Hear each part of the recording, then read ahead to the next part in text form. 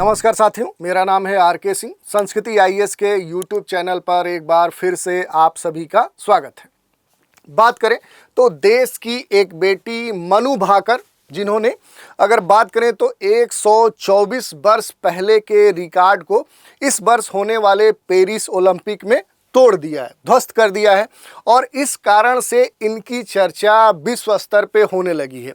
बात करें तो भारत के तरफ से इन्होंने पिछले दिनों क्या है कि ओलंपिक में पहला मेडल जीता था और उसके बाद फिर से क्या है कि इन्होंने एक और मेडल जीतने के साथ क्या है कि एक नया कीर्तिमान स्थापित कर दिया है। अगर बात करें तो इन्होंने एक ही ओलंपिक में 2 मेडल लाने वाली जो पहली भारतीय महिला है, इस कीर्तिमान को स्थापित कर दिया है, अपने नाम कहें तो ये रिकॉर्ड बना लिया है और इस कारण से इनकी चर्चा होने लगी है। तो आज के इस एपिसोड में मनु भाकर के द्वारा जो भी कीर्तिमान स्थापित किए गए हैं, जो अचीवमेंट प्राप्त किए गए हैं, उनकी चर्चा करेंगे।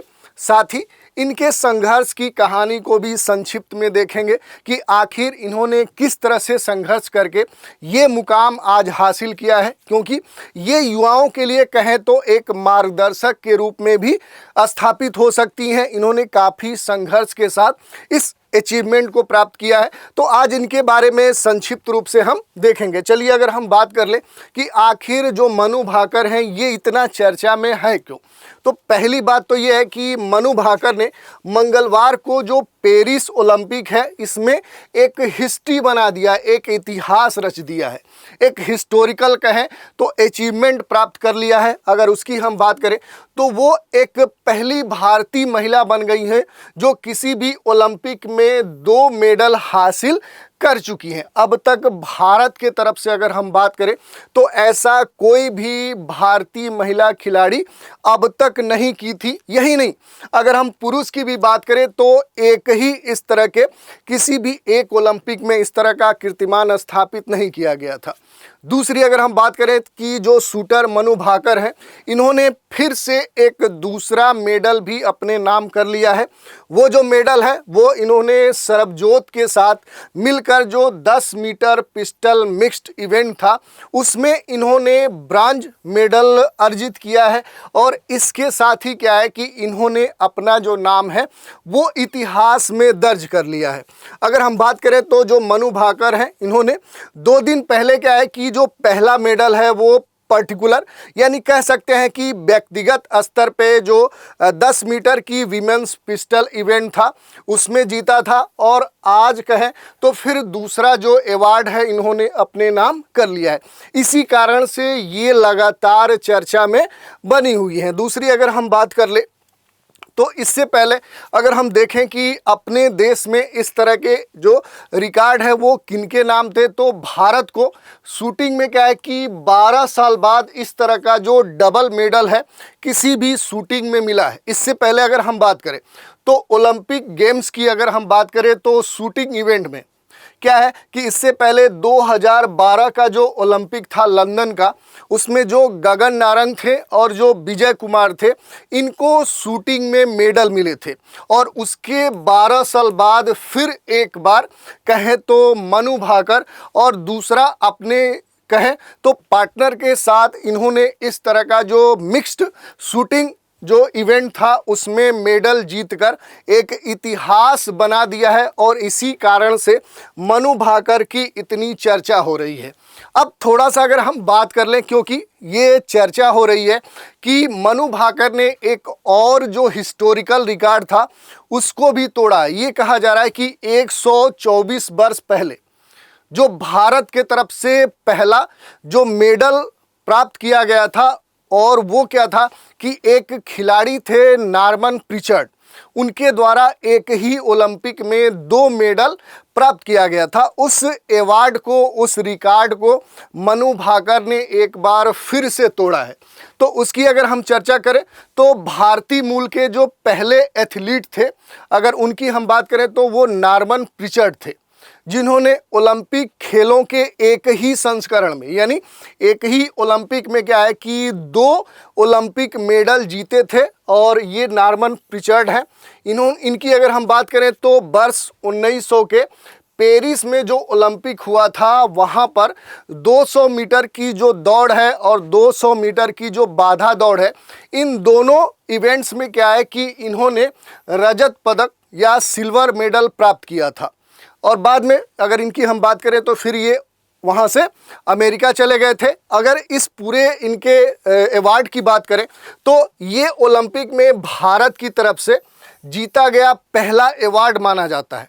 ये अलग बात है कि ये काफ़ी विवादास्पद भी रहा है, क्योंकि बाद में ये कहा गया चूँकि ये क्या थे, ये भारतीय मूल के एथलीट थे, इस कारण से इंग्लैंड ने ये दावा किया कि उसका इस मेडल पे अधिकार है और ये जो मेडल है ये वास्तव में इंग्लैंड को मिलना चाहिए था। तो ये अलग बात है, लेकिन आज भी कहा जाता है कि भारत के तरफ से जो पहला मेडल प्राप्त किया गया था वो नॉर्मन प्रिचर्ड के द्वारा ही प्राप्त किया गया था।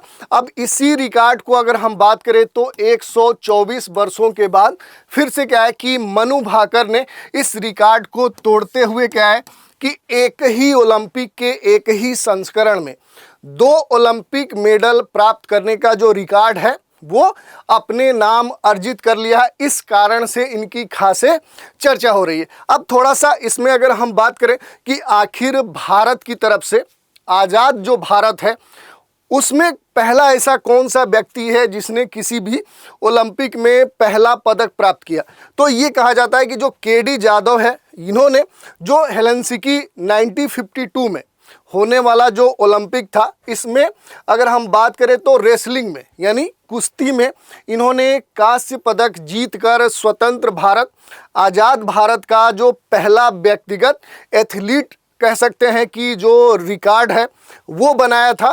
तो इनके नाम क्या है कि ये पहला स्वतंत्र भारत का कोई भी मेडल जीतने का जो नाम, इनके नाम ये पहले से दर्ज है। दूसरी अगर बात करें तो भारोत्तोलक जो कर्णम मल्लेश्वरी हैं, इन्होंने सिडनी 2000 में ओलंपिक पदक जीतने वाली पहली ये महिला बनी थी।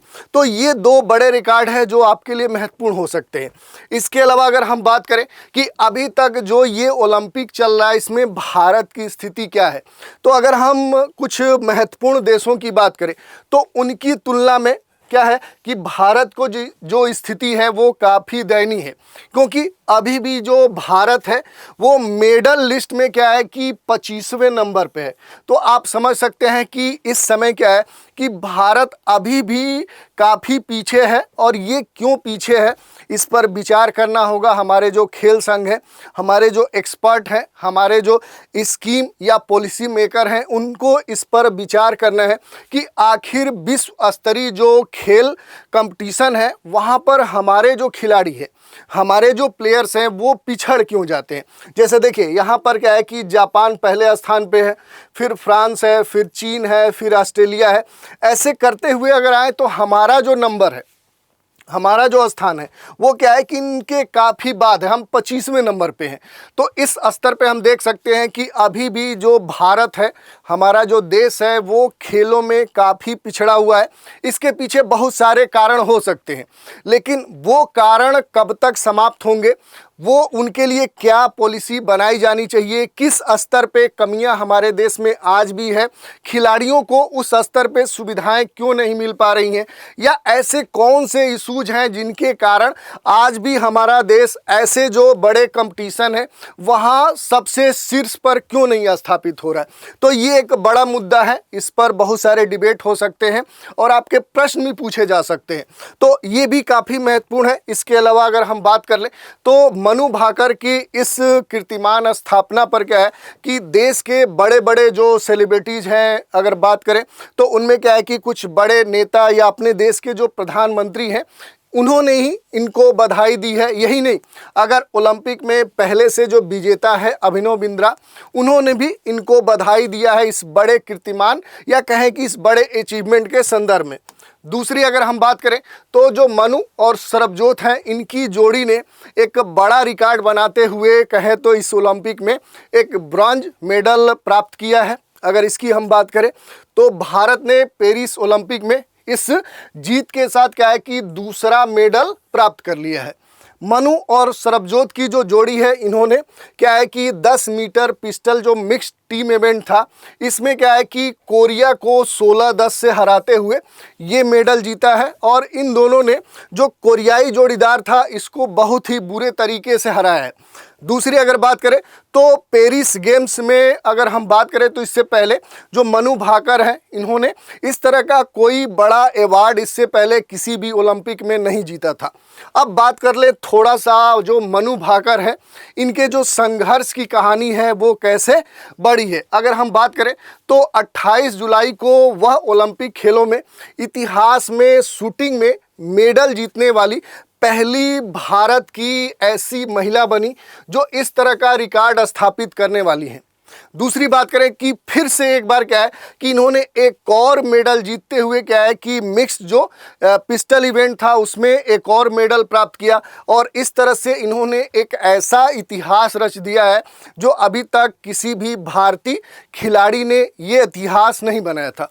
लेकिन इस इतिहास के पीछे अगर हम देखें तो बहुत ही संघर्ष इनका छुपा हुआ है। इससे पहले अगर बात करें कि इस तरह के जो रिकॉर्ड बने थे, उसमें क्या है कि 2 जो मेडल प्राप्त करने का रिकॉर्ड है वो क्या है कि भारत के जो एक पहलवान है सुशील कुमार, इनके द्वारा दर्ज है। दूसरा जो है वो पीवी सिंधु के नाम है। लेकिन ये जो 2 मेडल जीतने का रिकॉर्ड है, इनके नाम वो किसी एक ही ओलंपिक के संस्करण में नहीं है, बल्कि 2 ओलंपिक के संस्करण में। जैसे अगर हम देखें तो जो सुशील कुमार है, इन्होंने 2008 का जो बीजिंग का ओलंपिक था और जो 2012 का जो लंदन का ओलंपिक था, इन दोनों में एक एक मेडल जीतते हुए 2 मेडल जीतने का रिकॉर्ड अपने नाम स्थापित किया है। ऐसे ही क्या है कि जो पीवी सिंधु है, इन्होंने 2016 का जो रियो ओलंपिक था और फिर 2020 का जो टोक्यो ओलंपिक था, इन दोनों में अलग अलग मेडल जीतते हुए 2 मेडल जीतने का जो रिकॉर्ड है अपने नाम अंकित किया है। लेकिन अभी तक ऐसा कोई एथलीट नहीं था जो एक ही ओलंपिक के संस्करण में 2 मेडल जीतने का जो रिकॉर्ड है वो अपने नाम दर्ज किया हो।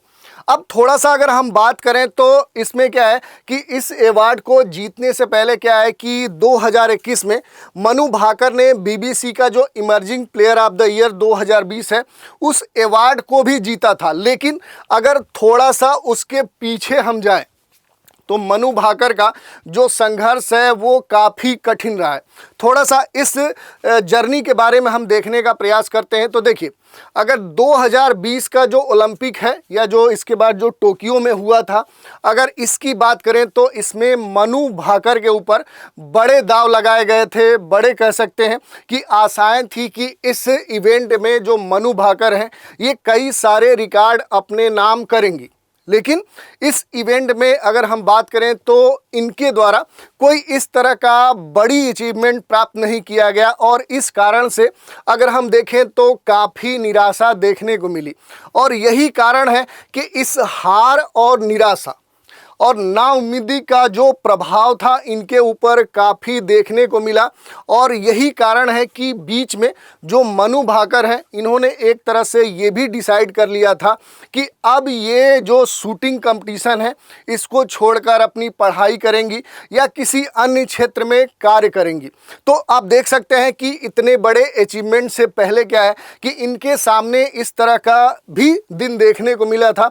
और ये हर व्यक्ति के सामने होता है और इसीलिए कहा जाता है कि अगर आप संघर्ष करते हैं, यदि आप मेहनत करते हैं ईमानदारी के साथ, लगन के साथ, अगर कोई भी काम ढंग से करते हैं तो एक न एक दिन आपको सफलता जरूर मिलेगी। अगर थोड़ा सा बैकग्राउंड में जाए तो वर्ष 2016 में जब मनु भाकर ने ये डिसाइड किया कि हमें क्या करना है, हमें शूटिंग करना है, हमें शूटिंग में ही अपना भविष्य बनाना है, उस समय क्या था कि इनके जो पिताजी थे वो अपनी जॉब छोड़कर इनके लिए पूरी तरह से समर्पित हो गए।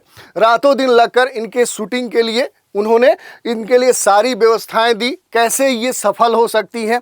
लेकिन बाद में क्या है कि जब इनके साथ अगर हम देखें तो जो कुछ इनके अलग अलग जो इवेंट में ये शामिल हुई वहाँ इन्हें अच्छी सफलताएं भी मिली। जैसे वर्ष 2017 की बात करें तो जो नेशनल शूटिंग चैंपियनशिप थी, यहाँ भी इन्होंने कुछ अच्छे अचीवमेंट प्राप्त किए। 2018 में जो वीमेंस वर्ल्ड कप है, यहाँ भी इन्होंने कुछ गोल्ड मेडल जीते। बाद में अगर हम बात करें तो वर्ष 2019 में इन्होंने अपने नाम जो टोक्यो ओलंपिक का जो कोटा है उसको भी प्राप्त किया। लेकिन इसके बाद जो टोक्यो में ओलंपिक हुआ वहाँ पर इनके नाम कोई इस तरह का अचीवमेंट दर्ज नहीं हुआ। यही कारण था कि ये पूरी तरह से निराश हो गई। यही नहीं, इस ओलंपिक में जो इनको असफलता मिली उसका जो ठीकरा है ये अपने जो कोच जसपाल राणा थे उनके ऊपर थोप दिया, या कहें कि उनके ऊपर ये कहा कि उनके कारण से ये असफलता हमें मिली है, जिसके कारण से काफ़ी विवाद भी देखने को मिला। और यही कारण है कि बाद में ये कोच और ये जो खिलाड़ी है ये अलग हो गए। बाद में इन्होंने कई सारे कोचों को ट्राई किया लेकिन इनको वो सफलता नहीं मिली। और ये माना जाने लगा कि जो पेरिस का ओलंपिक है इसमें मनु भाकर शामिल नहीं होंगी। लेकिन एक वर्ष ठीक पहले यानी ओलंपिक होने के यानी 2024 में चूंकि ओलंपिक हो रहा है, इससे ठीक एक वर्ष पहले एक बार फिर मनु भाकर ने अपने पुराने कोच जसपाल राणा को फ़ोन किया और ये आग्रह किया कि एक बार फिर वो हमें कोचिंग दे और ऐसा हमें बनाएं कि हम अगले ओलंपिक में एक बार फिर देश का नाम रोशन करें। और फिर ऐसा हुआ भी।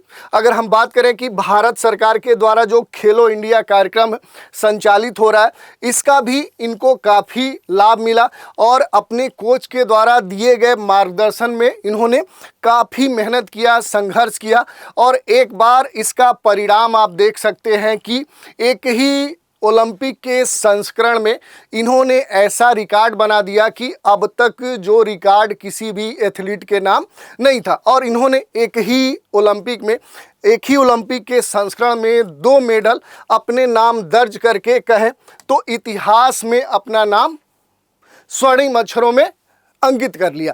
तो आप देख सकते हैं कि कितनी संघर्ष वाली कहानी रही है इनकी। ये आपके लिए प्रेरणा स्रोत हो सकती हैं। अब आज की चर्चा पर एक प्रश्न भी देख लेते हैं। प्रश्न क्या है?